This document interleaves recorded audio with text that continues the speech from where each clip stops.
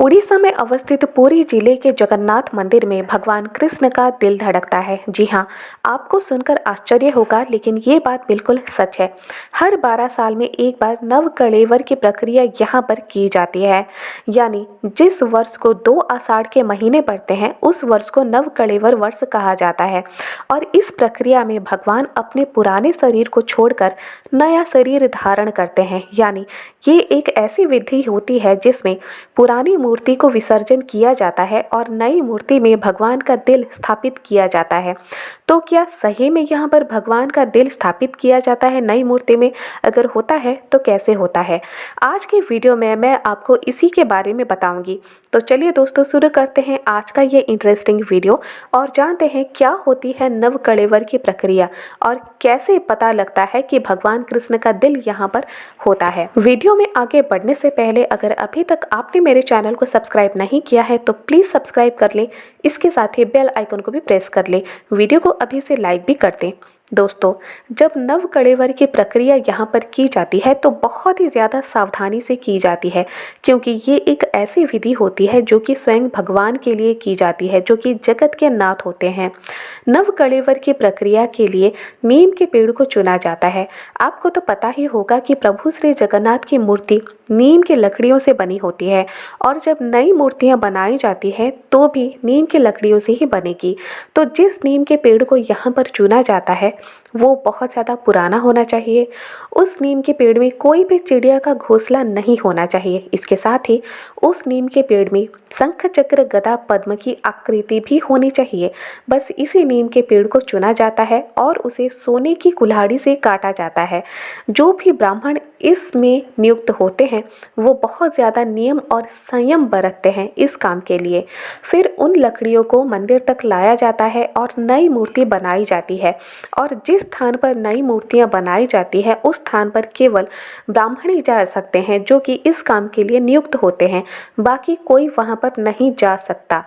और मंदिर के बाहर बहुत ज़्यादा पुलिस भी तैनात होते हैं इस काम के समय में। जब पूरी तरह से नई मूर्तियां बन जाती हैं तब समय आता है जब नव कलेवर का काम होना चाहिए। ये काम होता है रात के समय में। रथ यात्रा के ठीक 3 दिन पहले ही ये काम संपन्न किया जाता है। ये विधि संपन्न की जाने के लिए कुछ ऐसे ब्राह्मणों को नियुक्त किया जाता है जो कि बहुत ज़्यादा सावधानी बरतते हैं और केवल इसी काम के लिए ही वो लोग नियुक्त होते हैं। जिस दिन नव कलेवर होना होता है ये प्रक्रिया रात को होती है, तो रात को पूरी शहर की बिजली काट दी जाती है ताकि पूरा अंधेरा शहर में छा जाए।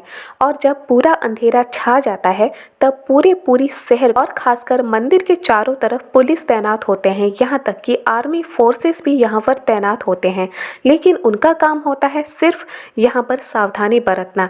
बाकी काम ब्राह्मण करते हैं जो कि मंदिर के अंदर होते हैं। और जिन खास ब्राह्मणों को यहाँ पर नियुक्त किया जाता है बस वही कुछ ब्राह्मण ही मंदिर के अंदर जा सकते हैं। बाकी सबको मना कर दिया जाता है कि आप मंदिर में ना आए। फिर मंदिर का द्वार बंद कर दिया जाता है और मंदिर के अंदर भी ना कोई बिजली होती है ना ही कोई दीपक जलता है। जो भी प्रक्रिया यहाँ पर संपन्न की जाती है वो सब अंधेरे में ही किया जाता है। सिर्फ चांद की रोशनी में जितना कुछ दिखेगा बस उसी रोशनी में ही सारा काम करना होता है। नई मूर्ति को लेकर पुरानी मूर्ति के पास रखा जाता है। फिर जिन ब्राह्मण को यहाँ पर नव कलेवर के लिए नियुक्त किया गया था उन ब्राह्मण के आंखों में पट्टी बांधी जाती है और उनके हाथों में भी कपड़ा लपेटा जाता है। कपड़ा कुछ इस तरह से लपेटा जाता है कि वो क्या पकड़ रहे हैं, क्या स्थापित करते हैं, कैसे करते हैं, उन्हें कुछ भी मालूम ना पड़े। तो इस तरह से ब्राह्मण वहाँ पर जाते हैं और पुरानी मूर्ति से कुछ लाकर नई मूर्ति में स्थापित करते हैं। लेकिन ब्राह्मण को कुछ दिखता तो है नहीं, लेकिन इंसान है, उन्हें महसूस ज़रूर होता है।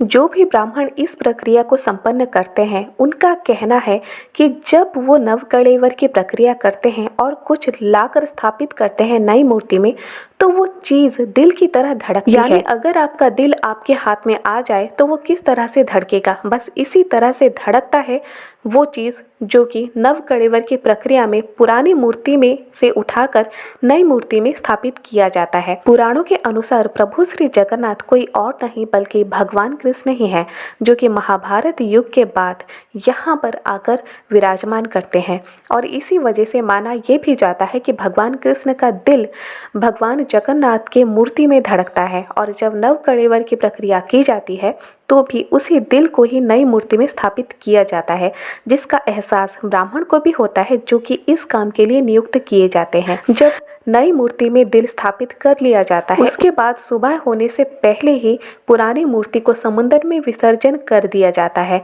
और उसके 3 दिन बाद होता है रथ यात्रा। तो दोस्तों कुछ इस तरह से होती है नव कलेवर की प्रक्रिया संपन्न और पुरानी मूर्ति से भगवान कृष्ण का दिल निकालकर नई मूर्ति में स्थापित कर दिया जाता है। वीडियो अगर ज़रा भी पसंद आया लाइक कर दें, इसके साथ ही शेयर कर सकते हैं आप अपने दोस्तों के साथ।